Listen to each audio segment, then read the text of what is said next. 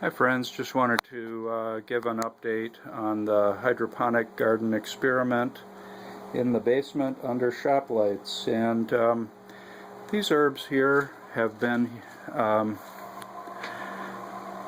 here, the larger ones have been here 90 days. And I don't think that's really a good measure because probably for at least the first 30 days I had them on a nutrient solution that was way too strong, and I think that stunted their growth. And the lettuce here is it's about 77 days, and I had the same problem there. The strength of the solution was way too strong. When I started out, I only had the instructions on the fertilizer, and that set of instructions gives you about 1,500 parts per minute, more or less. And these lettuce really only need 600, so less than half, and the herbs here about 1,000. Maybe even 800 would be better. So I did have, I'm not going to wrap this up yet because I'm still harvesting the lettuce and the herbs. If I wanted to, I could harvest those basil and parsley, and there are celery in the back on the left and a smaller basil on the front left. But I wanted to talk a little bit about cost.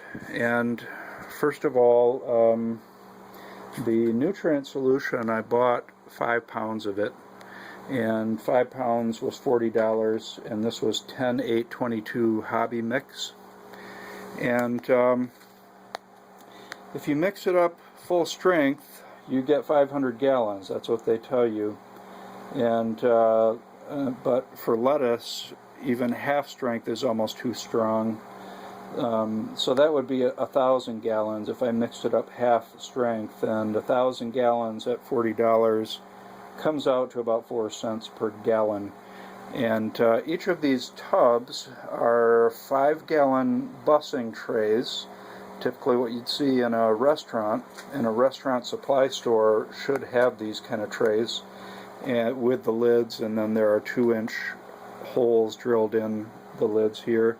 I got these from Indoor Harvest Gardens.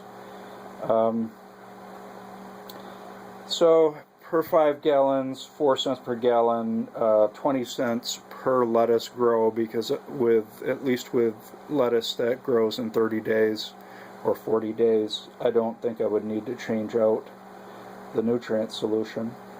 The lights, which are 4-bulb shop lights, maybe I can get I've measured these lights. Can't really, gonna have to turn them off to get a picture of them.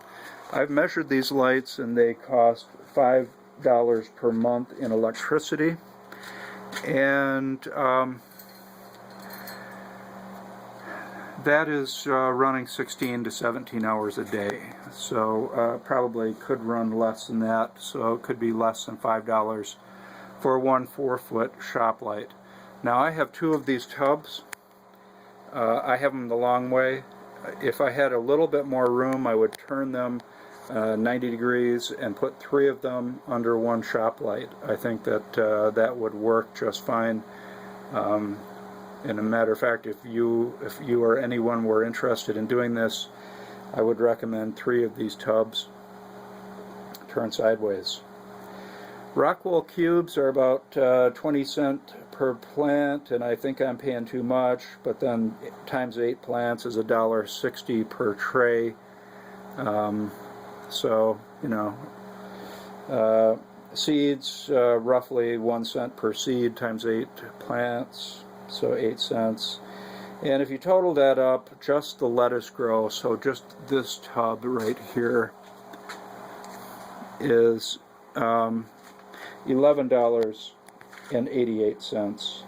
Is that right? Actually, I think it's 5. It's about $6.88 because I started out with two lights on.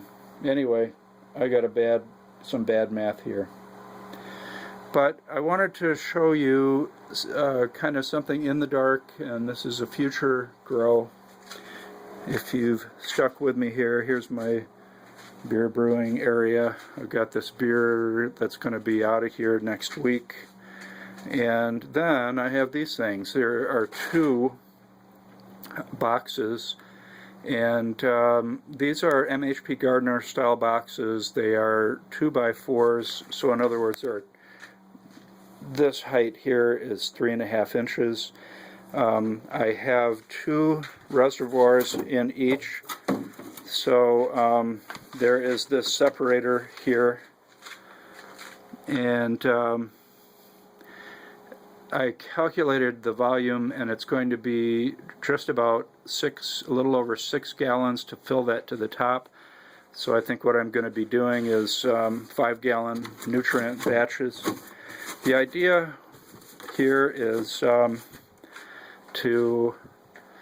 have 4 reservoirs, and my goal is to start 1 every week, and then I will have them in different stages of growing. And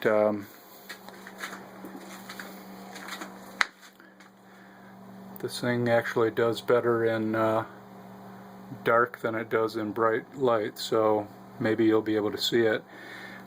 Next week, when I rack this beer over to the kegs, then I'm going to set that up, and there's actually 5 stages, because the first stage is basically to seed the Rockwell cubes and put them in there, and I'll probably, I don't know, I'll set them here, or maybe I'll even bungee cord them up here just to make sure they get enough light and don't get leggy.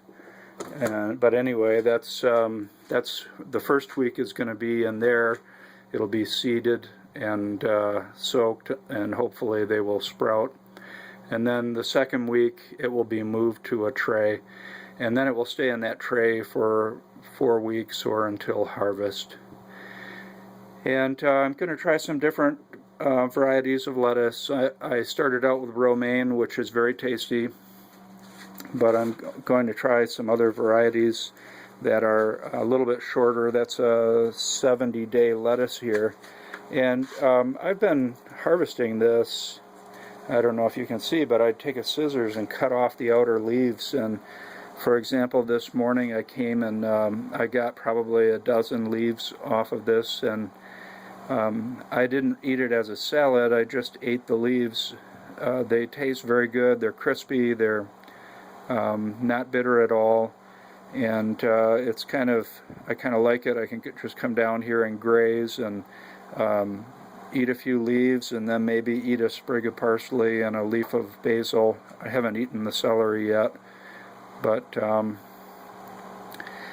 so I'm enjoying this, and I could also very easily let the plants grow and then pull a plant out and harvest it for a normal person's salad. Unlike me, here are the roots here. These roots started off in the wrong concentration of water, so I'm not sure. This is not really the best example of how to do it. As a matter of fact, I made a lot of mistakes on this, but I learned a lot, mainly from YouTube videos, and I'm going to put a link to a Reddit sub where I have been posting all of the videos that I learned from, and you're welcome to go through there and comment on any of the videos, either on the Reddit sub or on the YouTube video. So that's a situation here. Maybe next week I'll be started with my bigger lettuce grow, and that's kind of a permanent thing. I expect to be able to keep that going essentially perpetually, as long as I want to anyway. So that's it. Thank you for watching. So I had an accident with my bike. Actually not an accident, but basically the stem broke, and luckily not while I was riding it. So I've got another stem on order to fix my bike, and I ride my bike to work, so I really need it.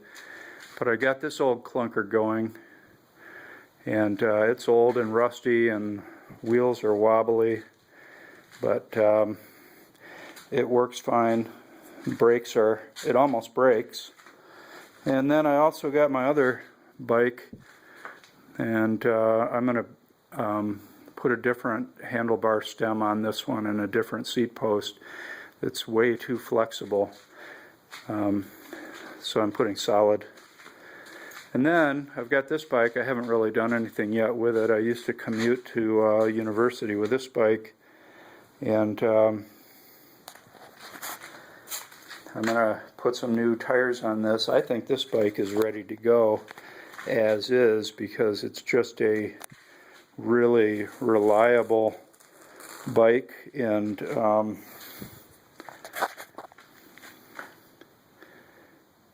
it's really solidly built. This is probably from the 60s, maybe 1960s. So that's my old collection of bikes, and I'm working on getting those back in order, mainly because my daily commuter broke. So I kind of get panicked and grabbed all the old bikes I could find and started cleaning them up.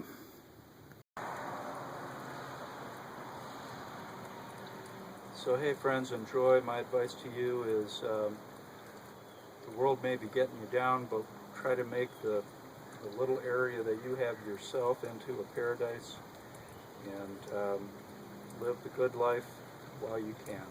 That's my advice to you, pros.